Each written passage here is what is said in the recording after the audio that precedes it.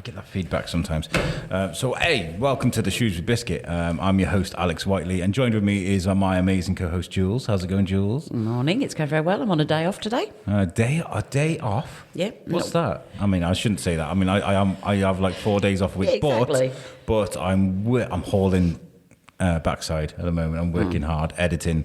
I got scheduled to do 2 shows tomorrow night at the same time. I was like, guys, come on. Like, as if I haven't got enough on my plate. And joined with us today is our sponsor. We decided to get the emperor, the owner, the runner, the guy who owns Web Orchard, Mr.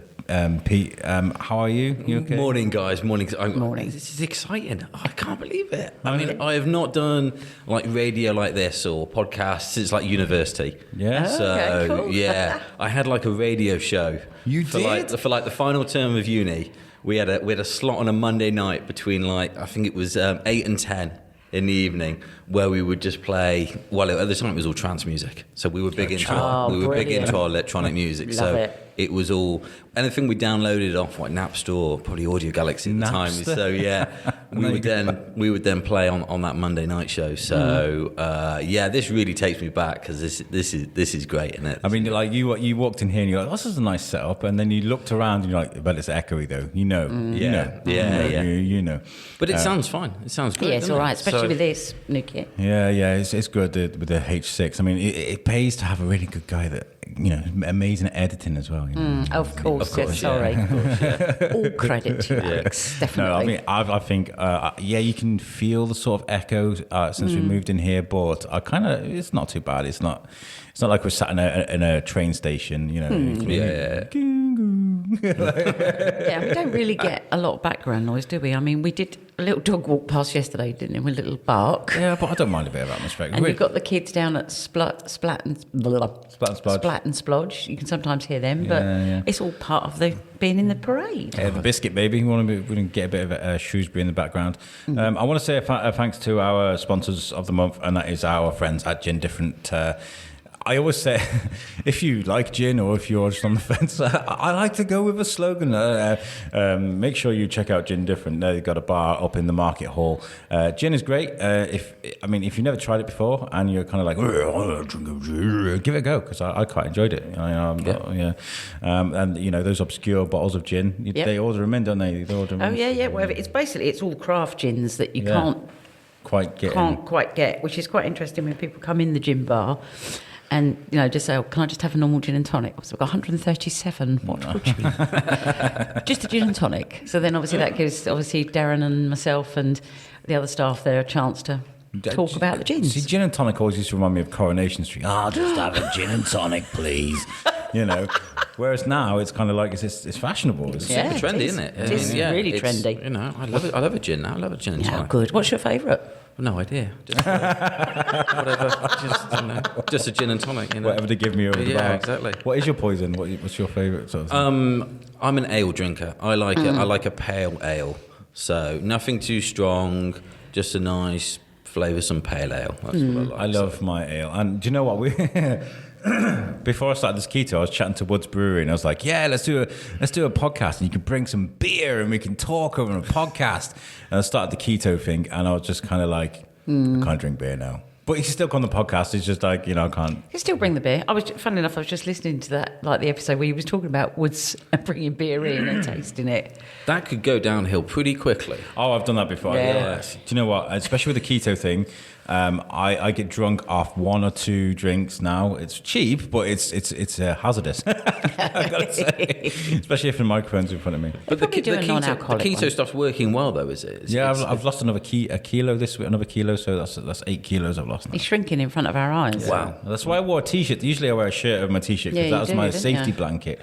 You're But- very brave considering how cold it is in here. Yeah, it's not too bad. I'm enjoying it. I spent more time last night thinking about what I'm going to wear today to be on the Biscuit podcast than I did of where anything people else. can't see you. It's just like that's what my wife was. She's like, they're not YouTubers. You know, this is a podcast. I I was like, but do I go formal? I mean, normally I'd be in like a blazer, Yeah. or do I go? I mean, I thought Alex probably be in a hoodie. Actually, I thought every time I see Alex is in a hoodie. He's always got a cap on. So well, I he did thought- have. Yeah, well, I accidentally cut my hair today. I started doing my beard this morning, and then I cut a little bit too high into my hair. I was like, I'm gonna have to cut my hair now, so I did. But yeah, That whole accidentally cut my hair. I do these Sentence. things. These things. Were you there at the prison when I accidentally cut my beard off? No. Oh my God, it was terrible. I messed my beard up. No, what happened? I started shaving my head. I messed my beard up. Then I had to start shaving my head, and then the batteries went halfway through. So then I had to bick everything. But then I left this because I was playing like my character was a gym buff, so I wanted some sort of feature on my face. So I had to leave like this goatee thing on my face. I looked stupid. Within 20 minutes, I completely butchered my appearance. It was terrible. But anyway, we went on a tangent. Go to gym different, guys. And That did start somewhere, didn't it? I ended up choosing a shirt and a hoodie. Ah. What is that I hoodie? I've seen that on your. Yeah, that's like a. So these guys, Autarky, they are a local fashion brand that set up about a year ago, and we built their website last summer. And then just before Christmas, they came in and surprised us with a load of hoodies. So that's Wow, great. Yeah. nice. So because not. I've gone off a tangent here as well, but normally the sort of projects we do are not cool fashion brands. Okay, so it was quite a cool project for us to be involved with, something a bit different, and we are obviously an office full of cool developers that take fashion very seriously. I love your office. It's such a cool place because you do take some exciting things. So first of all, let's get into like what your office is, what this company is, because you've got so much going on. You've got Web Orchard, Information Solutions, and you've got the Love Shrewsbury thing as well. Yeah. So. Where shall I start? Shall I start from the beginning? Yeah. Okay, so It was a summer's day. Once upon a time. So 14 odd years ago, I finished university, did some computer science. I'd come out and I needed a job. Yeah. So I started emailing around people that I knew. So, hey, how's it going? Can you give me a job? And one guy replied. And it was a guy who I'd done work experience with when we were at school. So in year 10, you do a week's work experience. Oh, yeah, that's right. I got stuck in this office with these two guys. And since then, they went and set up their own business. And they were the only ones that then replied to me to say, look, we'll take you on as our first employee. Wow. So work experience works, guys. So I was going to say, that's great. brilliant. So they took me on as their first employee back in sort of middle of 2006, this was. And obviously we started going. They had the company Information Solutions, IT support business. My background, my interest was website development. So we quickly set up and started the Web Orchard just after that. Obviously then 2007, 2008, big recession hit and everything kind of ground to a halt. And same for anyone starting out their careers at that sort of time, it kind of just elongated everything that was happening basically. What did it actually do to you, though? Did it kill everything for a little bit, or did you have to, stop? Or did you just slow down? Well, I think it was easy because there was only the three of us at the time. So it was more that people just weren't spending money on IT or they were delaying purchases or, that website project they were going to do is just delayed a bit. So everything just gets pushed back and things just slow down. Yeah. So it wasn't until kind of like 2011, 2012 when things started to pick back up again. That we started to expand. And then since then, we've gone from the three of us at the time to 13 of us today. Wow. And I suspect there'll be 15 of us by the next couple of months' time as well. So it's been a real big growth. And the business is pretty much 50-50 between the IT support on the information solution side and the website development on the Web Orchard side. And it's a nice kind of mixture between the two because you can work with lots of different people, lots of different projects, and that's how we got to meet you guys really as well, isn't it? Yeah. So. Yeah, well, I threw up an advert on For the Love of Shrewsbury or something like that. I was like, we need a website. And you were like, okay. On it. And I was like, I can't afford to pay for it, but we can sort of partner up, and I can share a bit of space on our logo and help each other out. And you're like, okay. And do you know what? That is Shrewsbury through and through because there's so many people collaborate and work together. Have you found that since you started? Yeah, definitely. I mean, when we started the Love Shrewsbury site about 7 or 8 years ago with a guy at the time that was running the 7 magazine. And that was kind of a joint venture at the time that we ended up kind of taking on forward. But that's been a really good introduction to other businesses, and we do our community stuff through there as well. So, just as you're saying, it's a real nice way of collaborating and working together in the town, really. Whereabouts are you guys based? We are next to the Gateway Arts Centre. So, right on the river there in a building called the Pump House. Oh, yeah. If you go from the train station directly to the river, with that last building for the river. So it's a great. I like being in the town centre, so it's nice. It's a nice building as well. And what I got from the first time I walked into your offices, I was shocked, to be honest, because when I'm having problems with computers and things, I'm a little bit stressed. I'm not going to lie. I'm like, why isn't Nick doing it? Like, but your office is really chill. It's really cool, like, I mean, we're not quite beanbag sort of level chill, but hopefully it's a nice environment to be in. So we've got a good coffee machine, because that's what developers and of course, that's what you got to live on, haven't you? So which is the hardest business, technically? Is it the information solutions or the web page? I guess you know what you're doing with the web page stuff. It depends on the project. So it really depends who the project's for. We've done some real technically challenging website stuff. Equally, we've done some quite tricky problem solving on the IT side. So it really is a mixture, depending on day of the week in some respects. So. And the person on the other end of the That's the world of IT, though, isn't it? Exactly. I mean, is there any that you can talk about? Are there any big projects that you've got on the go at the moment that you can talk about? At the moment, that's a good question. We've done quite a bit of app work in the last year. So and we've had a couple of real successful projects building apps. So I think that's something we want to do more of in the next year as well. I think that's the guys in the office find that quite exciting, quite nice to work on. So.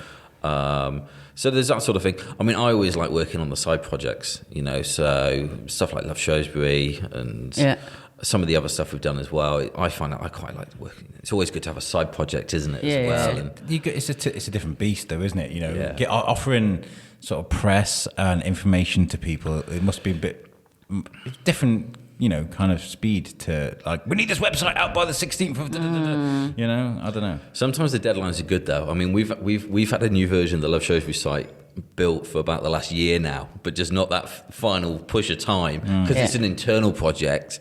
Client work always comes first, you see, and the internal stuff gets pushed on the back burner. Whereas if you're for the client and they're shouting at you, you've got to be live now, you're more likely to do it. So it's difficult, that sort of thing, really.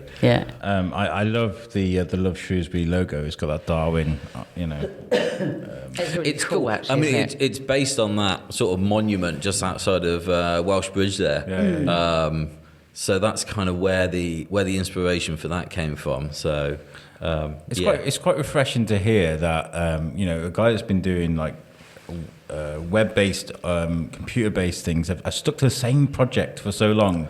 Because there's people that move and chop and change and stuff like that, and you've had this dedication to kind of do this. And I'm more enthusiastic than ever, actually. I love what I do. It's great, and I think we're going to have a really good, exciting year. But it's these sort of projects, like working with you guys, that helps keep it interesting, really. And all these sort of random projects that we get involved with. Are you in a position to pick and choose what kind of jobs you take, or is it kind of like money's money?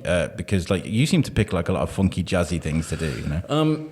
I think we know quite early on if a project's not for us. So if somebody's come to us and it's not a technology stack we're used to or anything like that, then we know what we can and can't do there. So I wouldn't say that we're picking and choosing projects, but we know what we're good at and what we can do, basically. But that's quite good, though, isn't it? Because there will be sort of less ethical companies that might just like, this is just the money. Let's just go with it. Whereas at least you're looking at things in the right way for the right reasons. I like to think so. Anyway, I mean, often we lose out on projects when we're pitching for stuff because people promise unrealistic deadlines and all that sort of stuff. But I think that's common across any industry where you're pitching and tendering for work, basically. course. So It's like the story of Alex. Yeah, we'll do 5 podcasts in 2 days. It'll be fine. There'll be no problems at all. Don't worry about it. Next thing I know, I've got no hair. You wanted to ask a really relevant question, didn't you? Yeah, I was thinking about this because it's with obviously all the stuff that's coming out on social media, and I'm thinking like for small businesses, like, or even like, you know, people like ourselves who use social media, but we use that organic level of it, so the free level basically, and Facebook and Instagram seem to be doing their own little things with their own little algorithms, which mean, you know, we've got like thousands of followers, but how many actually are we reaching organically? How many people really see what we do on a daily basis? And the same for small businesses. And I was trying to sort of think, actually, you know, is it better to have a website to do that? Or should social media do it? Or should they work hand in hand? I suppose it is. It's how do you use what of those media? it's a good question. business. And over the last couple of years as well, it's increasingly difficult to get stuff to go organic without sponsoring it. You know, Yeah.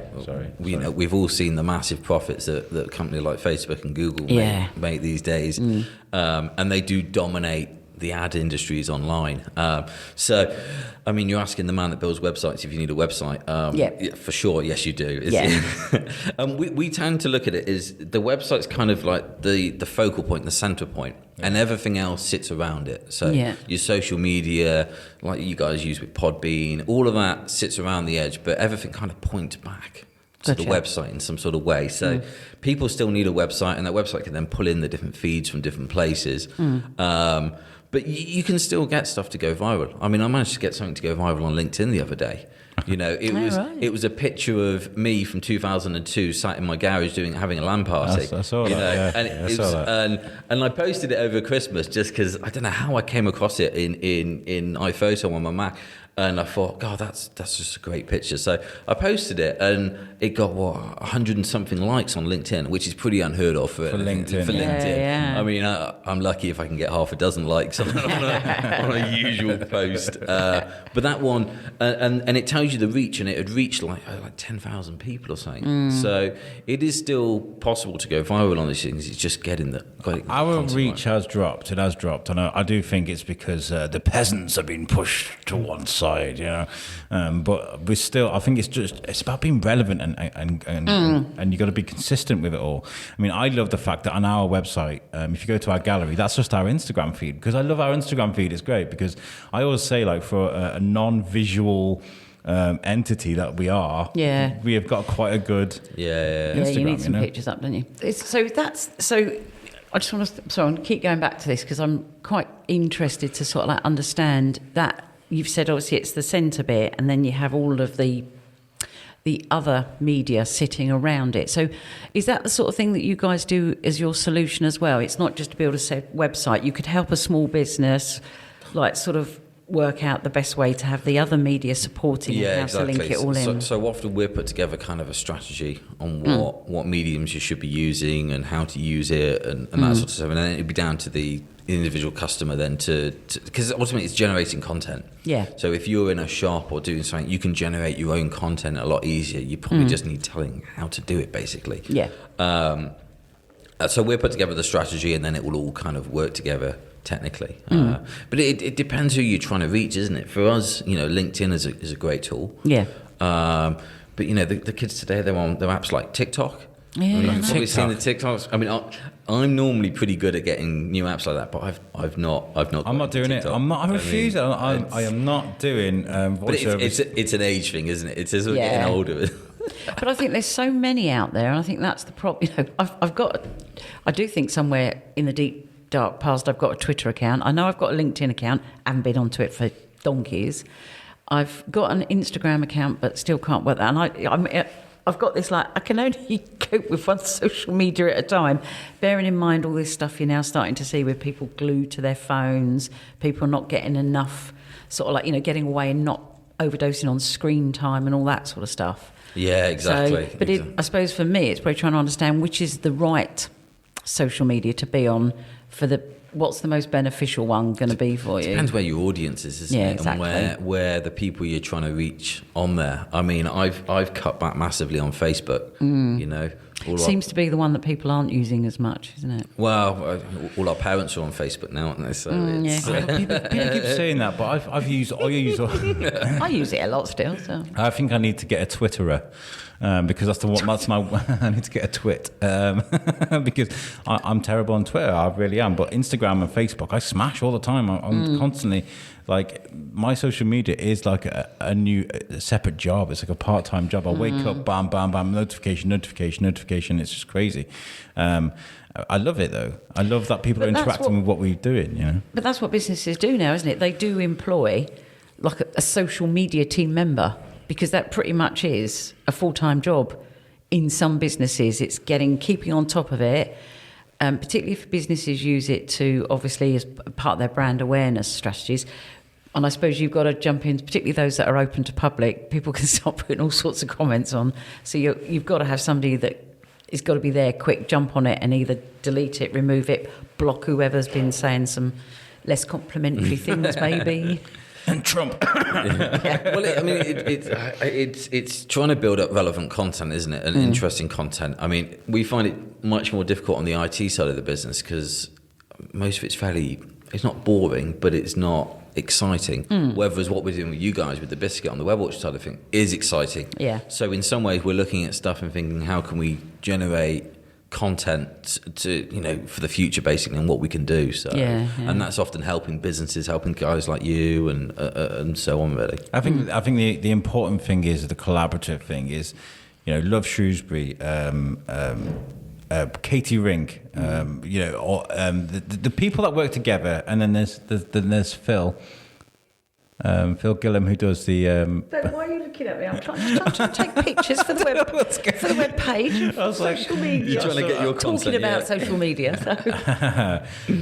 Phil Gillam, who does lots with the press. Like, we're all working together. There's people there that are like, well, I've got information. I'd like for you to share it. And my Shrewsbury, Love Shrewsbury. For the love of Shrewsbury, there's just so much out there. People sharing all this content, and we love working with people who do that. So it's really good. What's the future for you guys? Are you happy in your little bubble, or do you want to just take over the world? Oh, I don't know about take over the world. I mean, like I said, we're probably going to take a couple more people on this year. Yeah. So there is some growth plans in there. But it's about trying to find, you know, the good and interesting projects and the right people to work with, and just trying to do a good job all the time, really. So, yeah, that's good. That's good. What's your favourite? I probably don't know if I should ask this. You might upset other customers, but for you, what's been your favourite project so far in your career, and why? Favourite project? Apart from the Shrewsbury Biscuit podcast. Oh, yeah. I know it's probably quite a difficult one, because you're thinking, if I say that customer, that one's going to, well, when you told me I was. We've done some really interesting work for Rico in Telford. So around 3D printing, and it's very interesting for us anyway, around generating kind of volumetric data for 3D models, for printing it, and all of that sort of stuff. So that was a big project that we did over several years, and that was a really interesting one. Okay. Working with a big Japanese company on that one, and doing some. You know, they had big goals, and we did some really good technical stuff in there. So that's probably one of my favourite projects that we've worked on the web option side. So, fantastic. Is this something that you thought you knew you were going to do when you were younger, though? Yeah, no idea. No idea. Yeah.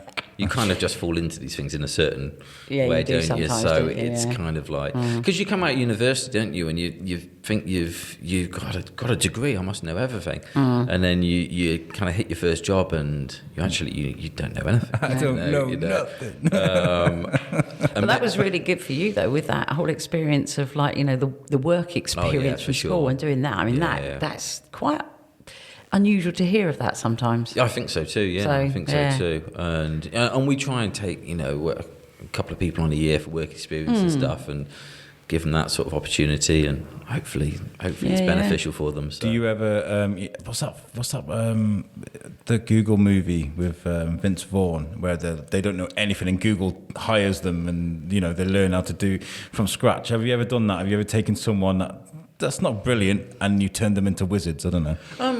Yeah, I think we have trained people up quite well actually. So a lot of it's learning on the job.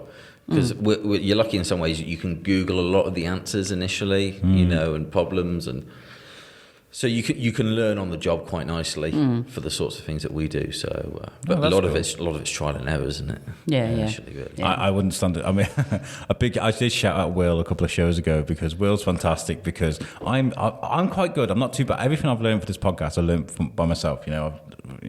But when it came to the website, I was just awful. I'm really, really bad. And they something as simple as the login. Okay, they sent me the login, which is the link, which is the blue letters you click, and it wouldn't go through. And I was like, well, it won't work. And it's like, it should work. I was like, well, it's not working. And I'm getting really stressed. And he's like, he's really calm. He's really just like, okay, we'll deal with it. Yeah. Which is quite good because you get stressed about stuff so quickly.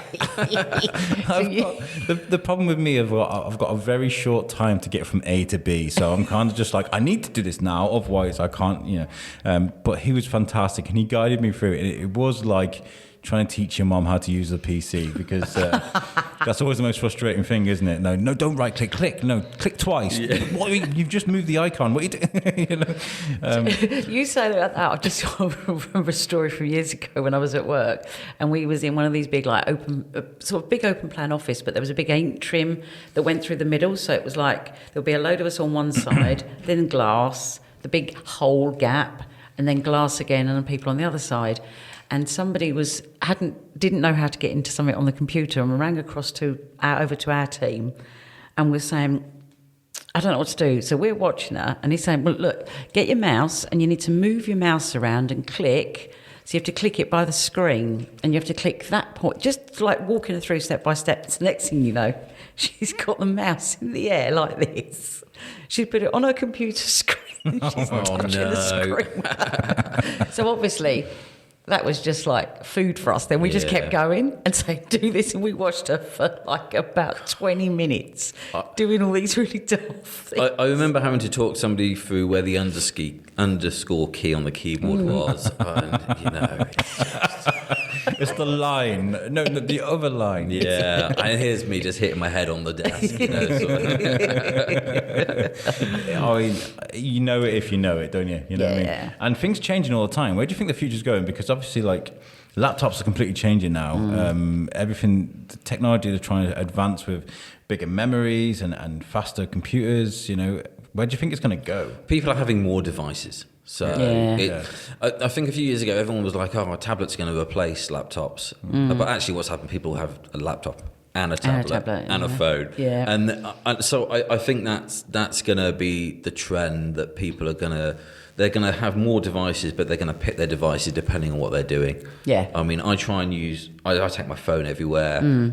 I can run most of the business from the phone these days as well. But if I'm trying to do anything complicated, there's nothing beats a laptop. Yeah. But then nothing beats a laptop with two screens connected in the office, because so it really does. Particularly when I've watched you. I've seen when I used to be in an office, the IT guys, and they'd have like 2 or 3 screens, and they'd be moving, and then something would go from that screen to that screen. I just sort of sit there a bit fascinated. Yeah. But obviously, like you say, there's only so much you can get on a phone. I know it depends on the smartphone you've got, etc. But I can't.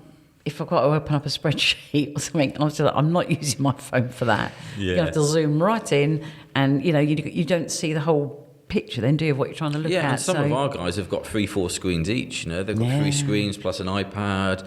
The way we build websites is so much different from what it is a few years ago, because we're designing for so many different devices and so many screen sizes and so many different use cases now. So it's the whole process is a lot more complicated. And that's quite crucial, isn't it? Because I sort of always remember when somebody I knew was getting a website, and they hadn't really used a company that probably thought about, well, people need to access it from one of these little things. Yeah. And it was like the website was fab on a desktop. come to try and look at or do anything through the phone, it just didn't work. Yeah, now it's just a given that it has to absolutely. work, perfectly on. You do. On all You can pretty much do everything by your phone and your tablet now, Yeah, I know. anyway. But I mean, like, if someone sends me audio, 'cause I've got people making audio for me for the other show, and then they'll send me the audio. I'll just download it on my phone, upload it to Podbean, find the picture, and I can do it all from my phone. Whereas years ago, you had to do it all from your laptop. You know, it's quite cool. I love that. I mean, you know, like how it's nice to know a mechanic. You know, it's nice to know a mechanic, isn't it? They always come fix. And we've got Shane. Yeah, we've got Shane. Are you the mechanic for people's computers? Are people like, oh, we'll just get? I guess so. Yeah, I guess people. so. Yeah, but yeah, Pete'll do it. It's fine. Oh God, what do you miss about computers? What's the nostalgia thing for you? You know, That's a good one. Oh, I used to love the classic gaming. Yeah. So, like with the LAN party picture I posted, you know, back then we were playing Counter-Strike 1.6. Yeah. We were playing Team Fortress. I think we were even playing a bit of Ultimate Doom back then. So, I do love those sort of classic gaming. Everything's so easy now with your PlayStation Online. It all just works. Back then we were configuring networks. We were having to manually set IP addresses. You know, you had to make sure everyone had the same patch of everything. The whole process was so difficult to get it. There was such a sense of achievement when you actually got to play that. right. I don't know. Nobody move anything. We're here now for the next 4 hours. Yeah, you know, a Windows update or a Steam update might have taken 3 hours. No, don't talk to me about Steam. Every time I turn on my laptop, it's like updating, and I'm like, oh, go away. Oh, Steam's the worst for it. It really is. It Steam. probably slows down my laptop. I should probably get rid. Really, it's my podcast laptop. I need to get a fun laptop and a podcast laptop. Yeah, you do. I do need to update because I think I was speaking to you about the other show, Thorskin. We wanted to get it live, and I am the worst. I am the worst with OBS is terribly finicky, and we want to try and get some live episodes of this and from live episodes of Thorskin, so of the Biscuit, sorry. So we need help with that. So if you know anybody that can come and help us, there must be tools you can just use the YouTube Live, that sort of functionality. Yeah, that must I think be. of on it. yeah, the amount of videos I've sat and watched about OBS is terrible. People make it look easy. They're like, you just click. And See, it's I'm done. going to be with what is OBS? It's a broadcasting system. So basically, if you're playing a game, you can use OBS and you can record the game and you can stream it live. As well. So you can record basically what's on your screen. Yeah, with you. And that's how you get your say if I'm chatting to Tom in America and we're using Hangouts or we're using Skype, we can use OBS to take that screen, record it, and put it onto the internet. I'm with you. Okay, yep. That's how we use that. But you know, Very technical, very technical. it's really not. I'm just terrible. I think that there's something I just don't quite grasp. You know, there's something I just don't quite. Something really simple that I just don't understand. You know, I don't know. It's just the different levels of stuff, isn't it? Because I know, like you, obviously, you're sitting here twiddling this H6 and doing all sorts with it to try and stop the little crackling. I think it's the like I wouldn't even have a clue where. That's why I moved my phone out of the way just in case. But it's you know that all the editing that you do for the show. You know, got a clue. Just like chatting. What you know, don't you? I don't even know what software you use these days. I'm using Audacity. That's like the bog standard. Is it okay? Yeah, it's good. It works. I mean, I think we're looking at getting some Adobe Pro in at some point. Which is obviously the dogs. Okay, the dogs, it's the best. But I'd like some video editing software as well because I want to learn. My goal for the next couple of months is learn how to dub. I want to learn dub some audio into videos and stuff. So now I know dub as. I thought you was going to start doing some dubbing, literally. What? Music stuff. I was like, no. I want to learn how to. You think you can rap? I can rap. I'm a superstar rapper actually. Anyway, look, Pete, I just wanted to say a huge thank you for everything you've done for us because you've given us a new lease of life. You've given us a website that people. I mean, that website. Has probably relieved a lot of people from this app scare that people have. People don't like downloading apps on their phone, and yet they can go to a website and listen to our audio straight off the website, and we love that. Good, it works really nicely actually. Yeah, it's been a nice little project to work on with you guys. Yeah. I think we're working on something else soon as well. What would you say to people? I mean, if someone's going to come to you for a project, how would you tell them to present it? You know, in a way that you would be interested. Just give me a call. Yeah. If they just give me a call, Yeah. we can talk through the details that way. I've got to say, you're a fairly easy guy to talk to. Very kind. It was really funny actually when we met at Stop Cafe in Greyfriars, and we were sat in the cafe for about 5 minutes before we realised we were meant to be meeting. It was each other. You mean you weren't wearing a red carnation each? It shows how much research I'd done before that meeting. Anyway, yeah. This is what Alex looks like. You can't miss him. Yeah. I think I emailed you. I'm like, I'm in here, and then you looked at your phone and you looked around. And I was like, I waved at you, and you're like, I'm really bad for that sort of thing. Actually, I remember a few years ago, a customer of ours approached us. They were looking for fundraising for a piece of stained glass that they were going to do in the market hall, and they hadn't raised much money. So I was just like, all right, we'll give you the rest of the money and fund it, and we can do a bit of PR around it, and it'd be nice. So it was more money than I expected, but that's not the point. And then we kind of forgot about it. And then several years later, they got in touch and be like, oh, they've invited us to the launch of this stained glass window. And I was like, oh, great. I'd completely forgotten about that. So, let's go along. So we'd written a press release. We'd done some PR. We thought we'd go along on the evening. We'd get some pictures, and it'd be great. And this was at the museum now, isn't it? The museum. The music hall. Full of arty people, lovely. So I said to the guys in the office, I said, who wants to come along? We've got this big unveiling of this piece of artwork. Let's go along and see what it's like. So we were in the Owl beforehand. We thought we'd go get a pint first. And one of the guys was just like, well, what's on this piece of stained glass? I was just like, no idea. I've no idea. He was like, well, what if it's something controversial? And you guys are about to do a load of PR around it. I was like, what if it's political? Or what if it just says, I hate Shrewsbury and I love Telford? I don't know. Sort of thing. So I'm like, oh no, what have I got ourselves into? So for the next hour and a half before this thing got unveiled, I was just bricking it to think, oh my God, what have I got myself in for? So fortunately, it was all fine. It was a lovely piece of stained glass and it all went well. We got a nice picture and it's great. But it's exactly the same as what we did for you guys, that I just didn't look into it before sort of agreeing to we'll build you guys a website. No idea what we're going to do yet. So we could have been anything, to be fair. The Shrewsbury Biscuit podcast could mean anything when you hear it. People still think we're biscuits. Selling biscuits. Today we have the jam roly jammy dodger. It was originated in 1930. Well, we are still going to build our custard cream crazy cart, aren't we, for the crazy races? Well, we were speaking to them last night. Actually, we got invited to have them on the show, and I'd love to be racing down the quarry. Yeah, we got to do it. It was really cool last year. We went to watch it. Yeah. It was a wet day, packed, which I think in some way was better because the track was slippy. But it was packed and it was really cool to see. I think they didn't expect the numbers, did they? No, that I they don't got. think so I know either, that's when we were They won talking some to the awards girls. as well. They've won some really good awards, and they're doing one in Birmingham as well now. So wow. That's gonna be good. We're going to get them and find out about it. Pete, what does Shrewsbury mean to you? Shrewsbury. It's a place I was born. It's a place I've grown up. It's a place I work. It's a place where the kids go to school now. It's a great place to live. It's a great place to be. So it means everything from that point of view, really. I mean, I've heard for this a couple of your favourite places. Obviously, the Owl. You like the Owl by the sounds of it. Well, it's the closest pub to the office, so that that helps in a lot of ways. That and the Shrewsbury Coffee House were there.